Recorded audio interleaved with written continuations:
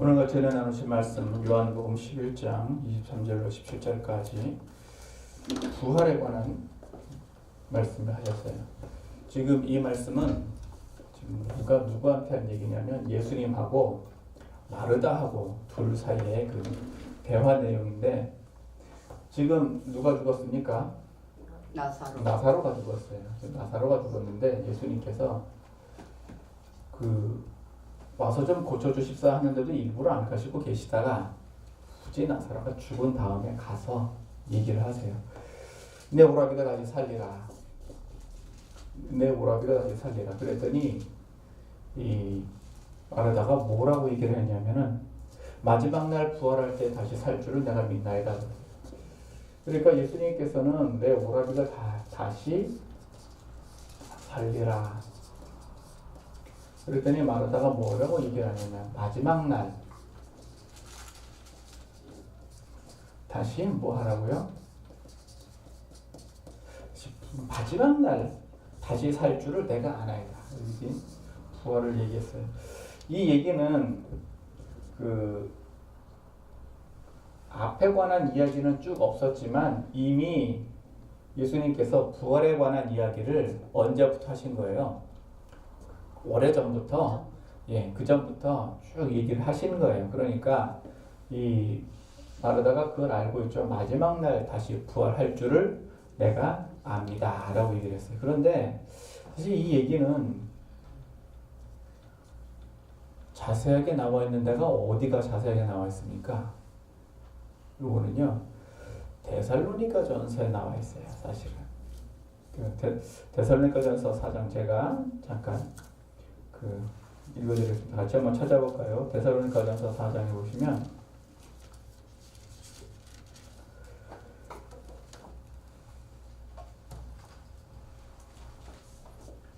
13절부터 쭉 얘기를 하는데 13절부터 얘기는 무슨 얘기냐면은 예수님 믿다가 먼저 죽은 사람들에 대해서 사람들이 슬퍼하니까 위로를 해주세요. 그래서 13절에 보면 이와 같이 슬퍼하지 않게 하려 하노라 그러면서 우리가 예수의 죽었다가 다시 사심을 믿을진대 이와 같이 예수 안에서 믿는 자들도 하나님이 저와 함께 데려오시리라 쭉 말씀하시고, 우리 살아남은 자가 먼저 올라가요? 나중에 올라가요? 먼저. 아니에요. 살아있는 자, 그러니까 남아있는 자도 자는 자보다 결탄코 앞서지 못하리라 해서 죽은 자가 먼저 가는 거예요. 근데 누가 가느냐면은 그리스도 안에서 죽은 자. 그래서 데살로니가전서 4장에 보시면 13절부터 보시면 우리가 소위 성경에 휴거라는 단어 혹시 봤어요? 못 봤죠? 성경에서 휴거라는 단어는 없어. 이게 어디서 나왔는지 모르겠어. 그러나 여기에 대해서 가장 정확하게 얘기를 하고 있는 게 오늘 본문 말씀이에요. 그래서 먼저 죽은 자들, 어떤 죽은 자들이냐면 모든 죽은 자가 아니라 그리스도 안에서 먼저 죽은 자들이 어떻게 한다고요? 살아서 올라가요. 그 다음에 누가 또 우리 산 자도 같이 일어나서 올라가요. 어디로 올라가요? 구름 속으로. 그러니까 들려 올라가요. 구름 속으로 들어가서 그 다음부터 누구와 함께? 예수님과 함께 언제까지? 영원히. 예수님과 영원히. 그러니까 이게 휴거예요. 근데 이게 언제라고요? 예수님의 호령과 천사장의 나팔소리와 함께 이렇게 해서 올라간다고요. 그러니까 이게 휴거예요. 이거를 언제부터 말씀하셨냐면 예수님 당시부터 얘기를 하셨어요. 지금 데살로니가 전서는 쓰기는 바울이 썼습니다만은 이 누가 한 얘기를 옮긴 겁니까?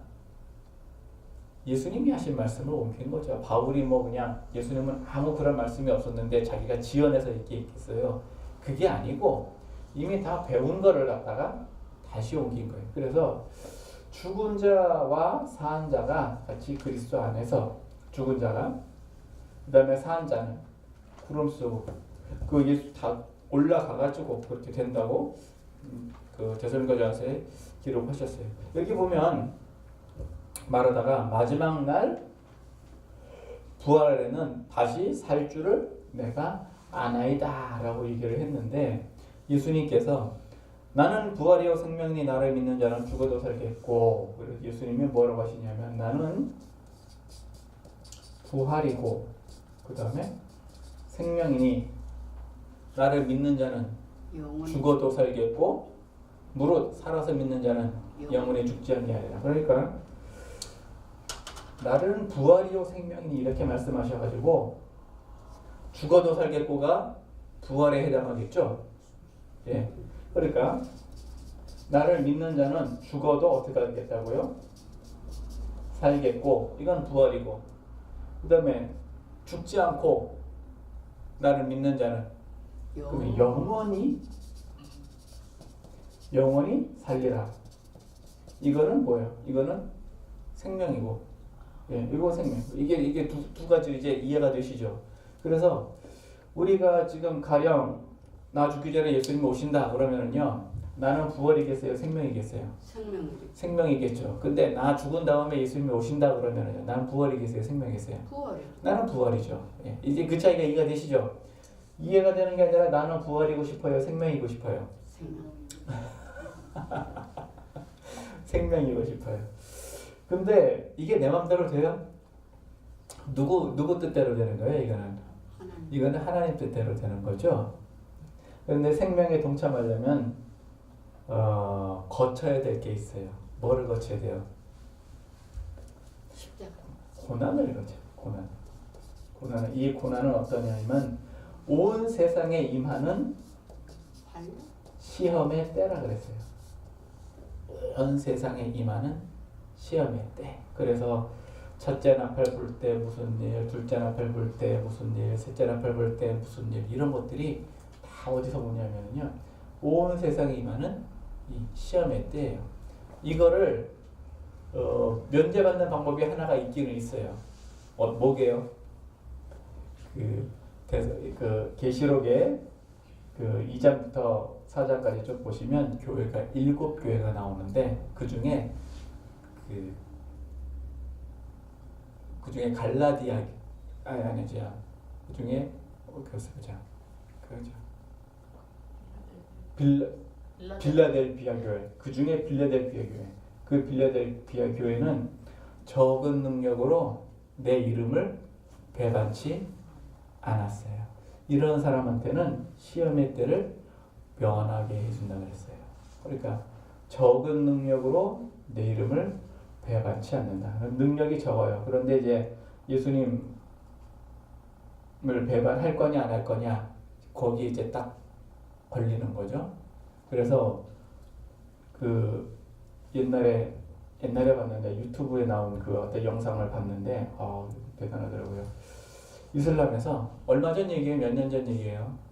이슬람에서 한참 그 극성 한참 할 적에 총을 딱 대고 예수님 믿을 거야 안 믿을 거야. 근데 예수님을 믿겠다고, 예수님 믿겠다고 그러니까 이 사람이 총을 쐈어요. 머리에 총을 쐈는데 총알이 안 나갔어. 총을 쐈는데 총알이 안 나갔어. 그래서 총이 왜 안 나가지? 위에 하늘에다 대고 총을 쏴봤어요. 했더니 팡 그 총알이 잘 나가는 거예요. 잘 나가는구만. 그래서 또 쐈어요. 또 안 나갔어. 이게 왜 안 나가지? 또 하늘에다 또 이렇게 쏘니까 또 잘 나가요. 또 쐈는데 또 안 나가는 거야. 그럼 이상하잖아요. 그래서 총을 집어넣었어요. 이 기관총을 꺼냈어. 기관총을 꺼내가지고 딱 쐈어요. 그런데도 총이 안 나가. 그리고 다른 데다가 왜 안 나가? 그래서 다른 데다가 땅바닥에다가 탁 쐈다. 그래서 총이 잘 나가요. 그리고는 또 쐈어. 총이 또 안 나가. 이 사람들이 3-4명 되던데 도망갔어요. 그 어떻게 그 영상을 찾았는지 모르겠어. 도망갔어. 이 사람은 살았죠. 근데 죽었다 하더라도 이 사람은요, 뭐 한 거예요? 숨겨주고. 죽어도 이게 하나님의 역사하심은 기계 묘묘하죠. 아마 모르긴 몰라도 분명히 그 사람이 살아야 하는 다른 어떤 분명한 이유가 있을 거라고요. 있을 거라고요. 그래서 심지어 말이죠, 성경에는 기록이 안 되어 있지만 바라바 있죠. 바라바. 예수님 대신 바라바가 나왔잖아요. 그쯤 되면 예수 믿는 사람들은 바라바를 어떻게 해야 돼요? 그렇죠. 돌로 쳐 죽였어야 정상인데 안 죽였어요. 안 죽인 정도가 아니라 예수님이 당신을 살려줬을 때는 그만한 이유가 있을 것이다. 근데 이 바라바는 그 강도잖아요. 사람 죽이는 강도잖아요. 제가 후반부 나중에 뒤인 얘기인데 네로가 로마에서 그리스도인들 죽일 적에 이 바라바가 자기가 불 지르고 다니면서 내가 그랬다고 자기가 죄를 뒤집어 썼어요. 자기 뭐 그렇게 죽었죠. 그래서 그 시험회 때 적은 능력으로 예수님의 이름을 배반하지 않을 때, 적은 능력으로 배반하지 않을 때. 그래서 너 예수 믿을라 하고 막 그럴 적에 어떻게 할 거냐. 그때 그 재판관 앞에 섰을 적에 이해되세요? 재판관 앞에 섰을 때, 공회 앞에 섰을 때, 그때 어떻게 할 거냐. 그때 이기면 시험의 때를 면하게 해주시고, 그때 지면 한번 통과해야 되고. 우리나라에도 그런 경험이 있죠. 역사적으로. 언제 그랬어요? 6.25 때 뿐이겠어요. 일정 때도 그랬죠. 신사참배하라고 그랬을 적에 교회가 어떻게 했어요? 굴복했잖아요. 교회가 굴복한 대가를요, 지금까지도 지고 있어요. 회개들을 하셨나 모르겠네요. 했을까요? 안 했을까요? 했으면 통일이 됐겠죠. 이해되세요? 했으면 통일이 됐겠지. 그래서 지금 뭐 이래요. 그래서 예수님께서 나는 부활이요 생명이 그래서 말씀하시면서 죽어도 살겠고 영원히 살겠고. 그래서 죽어도 사는 건 언제 사느냐? 예수님 오실 때. 그 다음에 영원히 사는 것은 내가 살아있을 때 예수님이 오시면 그러면 이제 영원히 살아요. 그래서 오늘 주신 말씀을 보면 무릇 살아서 믿는 자는 영원히 죽지 아니라. 가로되 주여 그러하외다. 주는 그리스도시요 살아계신 하나님의 아들이신 줄 내가 믿나이다. 지금 전혀 엉뚱한 얘기를 하고 있잖아요. 질문을 보면 내가 이것을 믿느냐, 그래서 뭘 믿느냐를 물은 거예요.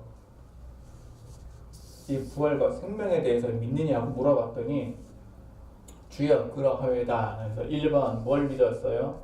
주는 뭐예요? 그리스도시요. 2번 두 번째로 뭐예요? 살아계신 하나님의 아들이신 줄을 내가 믿나이다.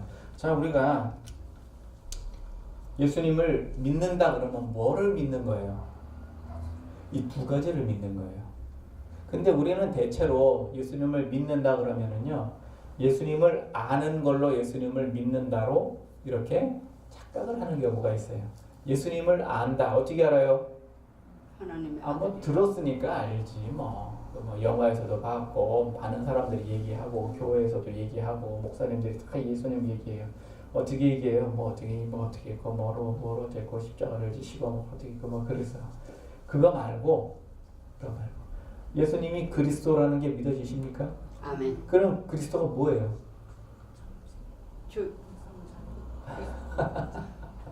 이야, 이게 이제 그래서 뭐야 이제 이게 세상의 죄를. 하나님 아들은요. 이것도 쉽네.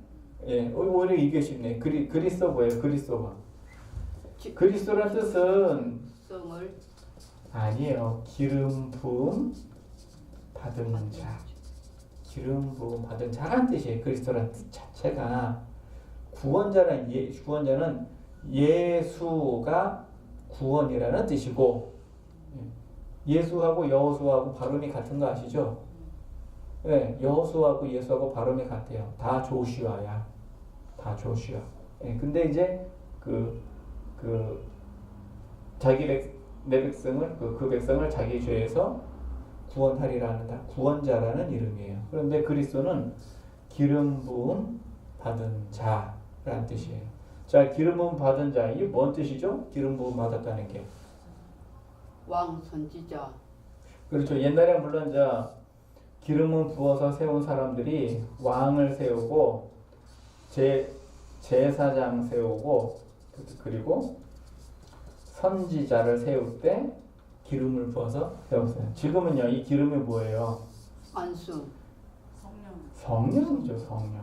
지금은 이 기름이 성령. 그래서 예수님이 왕으로 오신 거는 뭐 당연한 거죠. 또 얘기할 것도 없죠. 제사장으로 오셨어요. 제사장의 역할이 뭐예요? 제사지는 제사진의 죄를 씻어주는 게 제사장의 일이죠. 선지자 임무가 뭐예요? 하나님과 나를 연결시켜주는 게 선지자 아니에요. 내가 하나님 뜻을 모를 때 누구 찾아가요? 선지자. 예, 사무엘 찾아가잖아요. 예, 사무엘 찾아가잖아요. 내가 하나님 뜻을 잘 모를 때 어떻게 해요? 선지자 찾아가잖아요.